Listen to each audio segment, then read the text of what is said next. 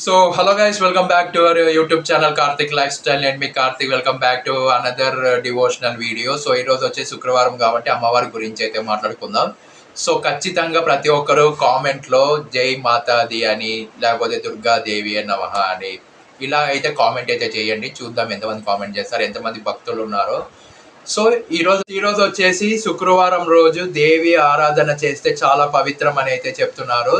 ప్రతి ఒక్కరు గుడికి వెళ్ళి చాలా అంటే చాలా భక్తితో మీరైతే దేవతని దర్శనం అయితే చేసుకోండి. మీకున్న కోరికలను అయితే కోరండి.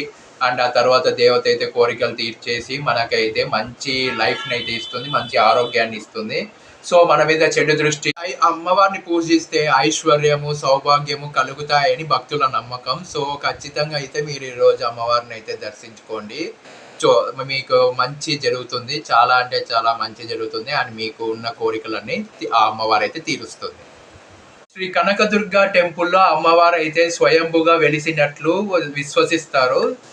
ఖచ్చితంగా కనకదుర్గ దేవి టెంపుల్కి ఎవరైనా వెళ్ళి ఉంటే కింద అయితే కామెంట్ చేయండి మీ ఎక్స్పీరియన్స్ ఏంటి, అండ్ గుడి ఎలా ఉంది, దేవత ఎలా ఉంది, అక్కడ టెంపుల్ ఫ్యాక్ట్స్ ఏమైనా ఉంటే నాకైతే కింద కామెంట్ అయితే చేయండి. దుర్గాదేవి వచ్చేసి శక్తి స్వరూపిణిగా పూజించబడుతుంది. చాలా పవర్ఫుల్ దుర్గాదేవి.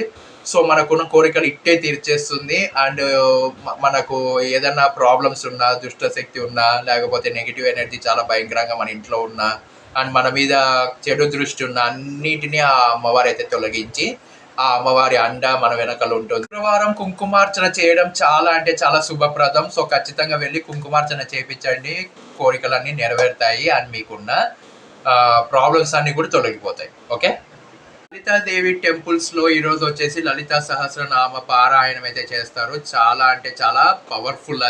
అది విన్న వాళ్ళకి చెప్పిన వాళ్ళకి చాలా అంటే మంచి జరుగుతుంది. అండ్ చాలా పవర్ఫుల్ కూడా. అట్లా వాళ్ళు చదివే వాళ్ళ దగ్గర అయినా వాళ్ళు ఏం మాట్లాడినా కూడా ఇట్టే జరిగిపోతుంది.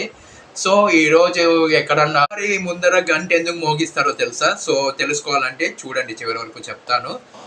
అమ్మవారి పూజ జరిగేటప్పుడు మనం ఎప్పుడైతే అమ్మవారికి హారతి అయితే ఇస్తారో అప్పుడు మనం గంట 3 times అయితే కొడతాం కదా. కొంతమంది వచ్చేసి ఆ హారతి ఇచ్చి స్టార్ట్ చేసి అయిపోయేంత వరకు కొడుతూనే ఉంటారు. ఎందుకు అంటే ఆ గంటకు మోగించిన ప్రతిసారి మనకి మన వెనకలుగా అంబికా టెంపుల్లో విద్య దేవతగా ప్రసిద్ధి చెందింది మూకాంబికా దేవి అమ్మవారు. ఈరోజు వచ్చేసి అమ్మవారికి తెల్లని పూలతో అలంకరించి పూజలు చేసినామంటే చాలా సంతోషిస్తుంది అని అయితే పూజారులు అయితే చెప్తూ ఉంటారు. మీరు కూడా తెల్లని పూలు అయితే పెట్టి అమ్మవారిని అయితే బాగా కోరికలు కోరండి అండ్ చాలా సంతోషపరచండి.